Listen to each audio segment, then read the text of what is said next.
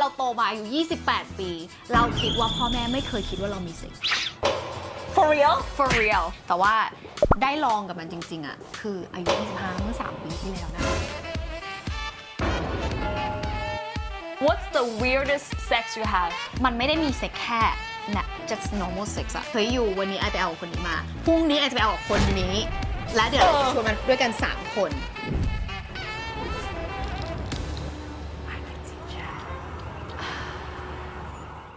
Hi guys welcome to Kanticha Okay welcome to Kanticha ค่ะตอนนี้ฉันอยู่กับ cherrychu ฮัลโหลก็ขอบคุณติช่ามากเลยที่แบบชวนมา I've never like imagined myself to talk about sex in my entire life And we're not just doing anywhere we're doing on your bed What have you done in this bed I don't even know แต่เดี๋ยวก็จะรู้กันนะคะ Okay the first one I heard you're a hot nerd hot nerd กับ sex hot nerd กับ sex เป็นยังไงอะความเนิร์ดใช่ปะความเนิร์ดของ nerd เราใช่ปะจริงๆ I would consider myself to be like super nerd person มากๆเพราะว่าถ้าพูดในเวของแบบเซ็กส์นะเพราะจริงๆแล้วยูรู้จักเซ็กตอนอายุเท่าไหร่เพิ่งไปเกิด I รู้จัก sex oh my god คือจริงๆอ่ะมันพินพอยไม่ได้อายุเลยเพราะรู้สึกเหมือนกับว่าโตมาก็รู้แล้วอ่ะมันเหมือนกับมันอยู่ในตัวเราว่าเรารู้เหมือนกับ have an idea of it อะแต่ถ้าเกิดมันรู้จริงๆแบบวิธีการอสุจิชื่อนู้นนี้น่าจะเป็นแบบตอนแบบ11 12 13มั้งแล้วคุณล่ะคะ That's so fast Yeah so fast What about you I knew since like I went to high school ที่อเมริกาซึ่งอยู่ประมาณแบบม.4 แต่ว่าถ้าได้รู้จักจริงๆคือตอนปี 4ปี4มหาลัยเหรอใช่คนไปหลบที่ไหนมาเป็นเด็กต่างจังหวัดและไม่มีใครพูดถึงเรื่องเซ็กเลยคือเซ็กมันมีแบบทาบูอะของแบบว่าในแบบสังคมไทยมากๆถ้าอยู่พูดคืออยู่แบบว่าเป็น slut แบบ shaming ทันทีเหมือนแบบแรดอะคือไม่เคยรู้ว่าเซ็กต้องเข้ารูไหนไอไม่รู้ซึ่งไปอเมริกาเพิ่งรู้ครั้งแรกจริงเหรอจริงเราไม่เคยแอบดูหนังโป๊เลยเหรอไม่เคยเป็นเด็กดีนะยูดูหนังโป๊รู้สึกว่าเหมือนเป็นทาบูจริงๆนะว่าแบบพ่อแม่ฉันไม่ให้ฉันพูดถึงเรื่องเซ็กถ้าฉันดูเซ็กมันคือการทำเด็กเลวเด็กเลวไม่รักดีรัสเราก็เลยแบบไม่เคยคิดที่จะไปพูดถึงเรื่องเซ็กเพราะว่าจริงๆแล้วอะเราเหมือนแบบ set boundary ว่าโอเค I can go like this far แล้วก็ถ้าเกิดไปเกินกว่านี้มันไม่ได้ละมันไกลไปแล้วมันลึกไปมันfeel weird แต่ว่าการที่เราเซ็ตบาร์ดอรี่อย่างเงี้ยมันทำให้เราอะปิดองค์ความรู้เรื่องเซ็กไปเลยตอนอายุ16อะก็เลยเริ่มรู้เรื่องเซ็กขึ้นเพราะที่อเมริกาเขาให้เอากล้วยมาแล้วก็สอนใส่ถุงยางแล้วเธอไม่ช็อกตาแตกไปเลยเหรอช็อกหนักมากแล้วก็แบบว่าพ่อแม่ถามวันนี้เรียนเรื่องอะไรก็เรียนเรื่องคณิตศาสตร์ธรรมดาไม่ได้มีแบบว่าเรื่องเซ็กแต่ว่ายูไม่บอกเขาแม้แต่สิ่งที่ยูเรียนมาที่มันอยู่ในสกูลไม่เพราะมันเป็นเรื่องใหม่มากๆแล้วถ้าเราพูดถึงเรื่องเซ็กส์ปุ๊บอะพ่อแม่เราต้องแบบคือไม่มีใครเขาพูดกันน่ะเรารู้สึกว่าเราโตมาอายุ28 ปีเราคิดว่าพ่อแม่ไม่เคยคิดว่าเรามีเซ็ก for real for real even till today พ่อแม่ก็ยังแบบว่าไม่พูดเรื่องนี้กันใช่เหมือนแบบไม่พูดถึงดีกว่าปล่อยมันไปไม่ไปยุ่งกับมันดีกว่าอะไรเงี้ยแต่ก็คิดว่าลูกเขาน่าจะไม่เคยมีเซ็กเนาะประมาณนี้จากข้อมูลของสถาบันสุขภาพจิตเด็กและวัยรุ่นพบว่าในปัจจุบันเนี่ยวัยรุ่นมีเพศสัมพันธ์เร็วขึ้นโดยเพศสัมพันธ์ครั้งแรกอายุเฉลี่ย 15-16 ปีแต่อย่างไรก็ตามเราทุกคนควรมีเซ็กส์ในเมื่อเราพร้อมทั้งกายและใจรับผิดชอบตนเองได้แล้วก็รู้จักป้องกันค่ะยูเคยดูหนังกับพ่อแม่ใช่ปะแล้วกรณีที่มันมีแบบเซ็กซีนอะเหมือนกับมันขนาดเซ็กซีนหนังฝรั่งมันต้องมีสักอันบางทีมันจูบกันอะทำยังไงอะคนแบบครอบครัวไทยเขาทำยังไงตอนมีเซ็กซีนอะช่วงแรกๆเดินออกจากฉากเลยทันทีแล้วไปเข้าห้องน้ำไปเข้านานมากจนกระทั่งฉากนั้นอะจบไปแล้วเชื่อนะจริงแต่ว่าหลังๆก็คือเปลี่ยนเรื่องเลยทันทีเปลี่ยนพอมันกำลังจะจับมือกันแล้วเราเปลี่ยนช่องต่อหน้าพ่อแม่อย่างเงี้ยต่อหน้าพ่อแม่เลยคือมันเหมือนกับอย่างเงี้ยมันคือ silent conversation นะจริงๆคือถ้าเกิดเป็นต่างประเทศมองแล้วแบบโอเคอะไรมันก็จะแบบ awkward ไปแต่นี่คือแบบว่าต่างคนต่างรู้อะคือเขาก็ผู้ใหญ่เขาก็รู้แหละว่าเราไปเข้าห้องน้ำเพื่อที่จะเราไม่ต้องมันมองหน้ากันแล้วก็รู้สึกแบบเขินๆในอายอย่างเงี้ยอะไรอย่างนั้นไม่แล้วอยากจะรู้ว่าเด็กที่ US อะเขามี experience of wild อะไรแค่ไหนที่เราแบบไปรู้มามีอะไรบ้างที่เราตื่นเต้นไหมคือจริงๆอะตอนที่เรารู้เรื่องเซ็กอะมันเป็นช่วงเวลาที่เรารู้ว่าเซ็กมันแฟนตาซีคือเพื่อนเราอะมันไม่ได้มีเซ็กแค่ just normal sex อะมันมีแบบว่าเฮ้ยอยู่วันนี้ไอไปเอาคนนี้มาพรุ่งนี้ไอจะไปเอากับคนนี้และเดี๋ยวเราจะชวนมันด้วยกัน3คนอะไรอย่างเงี้ยมันมีอะไรที่มันแบบมันไม่มีทางพูดในเมืองไทยแน่นอนณเวลานั้นเพราะไม่งั้นจะดูตรีตาว่าเป็นคนไม่ดีหรือว่าแรดหรือล่าอะไรเงี้ยแต่ตอนนั้นมันมีความแบบว้าวแล้วพอเราได้ยินว่าเขาเซ็กซ์ positive ขนาดนี้ในเชิงที่แบบว่าไม่ได้บอกทุกคนต้องควรไปทำตรีซัมนะแต่ว่าตัวเขาเองมันคือร่างกายของเขาสิ่งที่เขาทำแล้วเราก็แบบว่าเฮ้ยทำไมคนนี้ comfortable ขนาดนั้นแต่ว่าที่ไอรู้มาอย่างหนึ่งก็คือต่อให้ยูมีข้อมูลตั้งแต่16 ปีแล้วอะยูไม่ได้เสีย virginity ตอนแบบ teenager นะใช่ไอไม่เคยเสียเพราะไอก็รู้สึกว่า boundary ของไอในการแบบมีแฟนคือจะมีเซ็กได้ก็ต่อเมื่อแต่งงานแล้วเท่านั้นsimple แบบเป็นแบบ typical แบบพ่อแม่เคยบอกปะไม่เคยจ้ะพ่อแม่ฉันไม่เคยบอกเลยแต่ว่าได้ลองกับมันจริงๆอะคืออายุ25เมื่อ3 ปีที่แล้วนะตอนนั้น3 ปีที่แล้ว is your first time my first time ever how was your first time what was it tell me คิดว่าเป็น experience ที่สอนอะไรเยอะมากทำไมมันสอนให้เราทำไมรู้ป่ะยังไงเตรียมตัวเราเตรียมตัวหนักมากเพราะว่านี่ลางานเพื่อไปมีเซ็กเขียนใบลาเลยค่ะลางานค่ะติดธุระ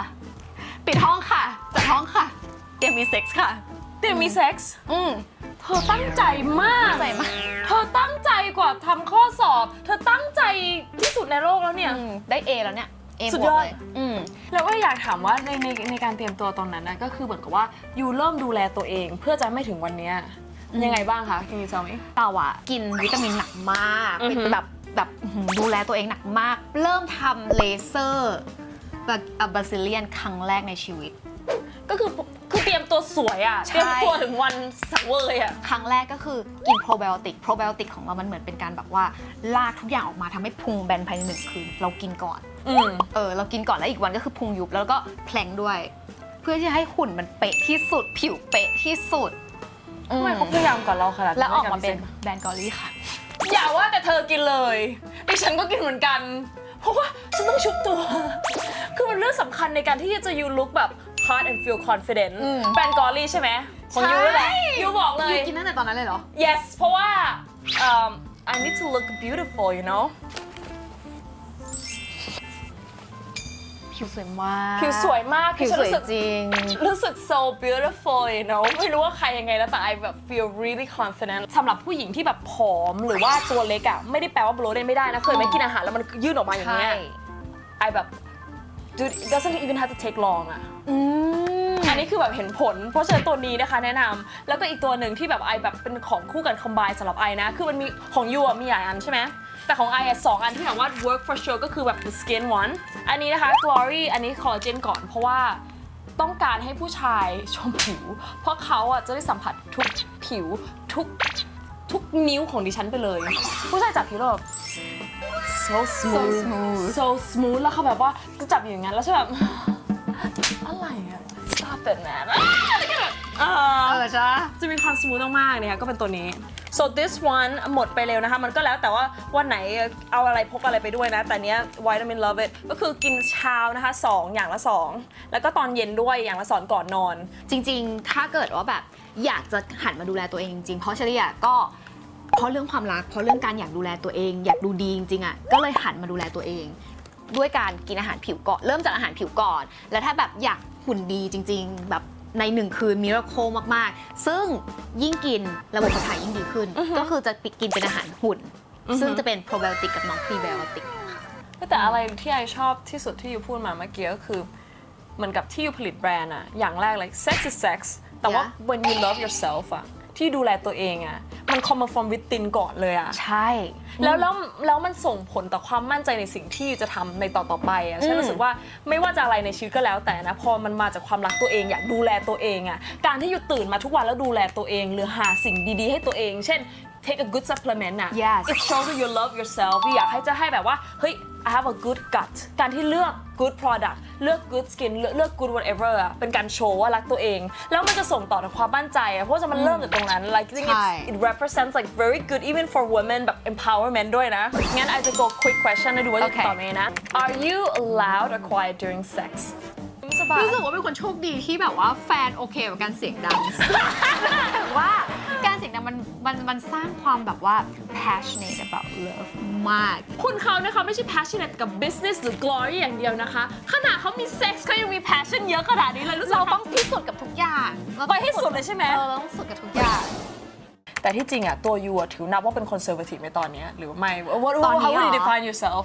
ไม่ไอไม่คิดว่าไอเป็น conservative at all เพราะว่าไอรู้สึกว่าหลังจากที่เราผ่านความรักตรงนั้นมาใช่ปะหมดศรัทธากับเรื่องเซ็กส์ไปแล้วเพราะเรารู้สึกว่าผู้ชายแต่ละคนน่ะที่เขาต้องการเซ็กส์อะคือเขาเหมือนมาโชว์ความรักให้เราดูมันเกิดอะไรขึ้นในตอนนั้นที่แบบว่า so hurt เขาหลอกอยู่หรือเปล่าหรือเขาทำอะไรคือจริงๆแล้วอะต้องบอกก่อนนะคะว่าเขาเป็นผู้ชายที่ดีแต่ว่าคือผู้ชายคนนี้เหมือนใช่ว่าตอนที่เราเป็นวัยรุ่นอะเซ็กส์ไลฟ์ทุกคนสูงแล้วก็ทุกคนต้องการให้ความรักเพื่อได้เซ็กอะผู้ชายหลายๆคนซึ่งคือเราอะคิดมาโดยตลอดว่าผู้ชายมีความรักเพื่อให้ได้เซ็กแต่ผู้หญิงคือมีเซ็กส์เพื่อให้ได้ความรักอยู่บางทีอะถ้าเกิดว่าเขาบอกรักอยู่อะให้เขากลับไปอยู่กับตัวเองแล้วไปช่วยตัวเองก่อนหลังจากช่วยตัวเองเสร็จอะให้เขาถามตัวเองว่าเขายังรักเราอยู่หรือเปล่าเพราะผู้ชายบางคนyou get ว่าแบบ their brain doesn't know no because it goes to the dick at that moment คือจะบอกว่า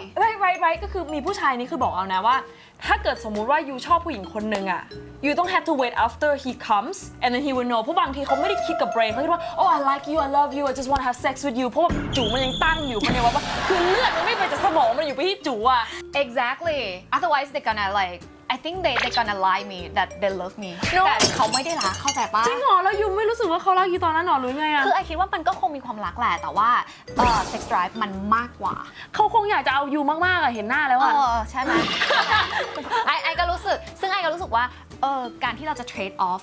ให้ได้ความรักเขามาเราคงต้องปลดล็อกอะไรบางอย่างด้วยการให้เซ็กส์กับเขาเบมก็หลังจากนั้นที่แบบเลิกลากันไปด้วยการแบบอาจจะไม่แมทช์กัน something ไอก็รู้สึกว่า I shift my dopamine อะจากเซ็กส์อะ to into business เลยทันที I understand ใช่ซึ่งรู้สึกว่า